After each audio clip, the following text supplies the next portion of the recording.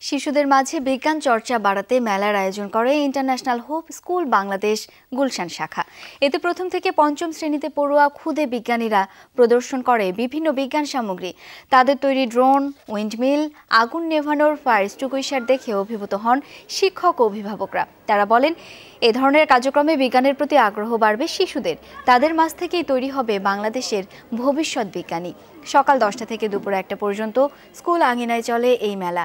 নিয়মিত পড়াশোনার পাশাপাশি বিজ্ঞান সামগ্রী তৈরির সুযোগ পেয়ে উচ্ছ্বাস প্রকাশ করে শিশুরা। প্রতি বছরই এমন আয়োজন করা হয় বলে জানান আইএসএসবির গুলশান শাখা প্রধান।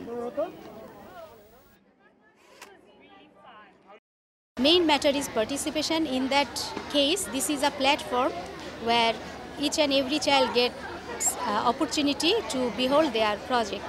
We are very hopeful about the future of these little scientists.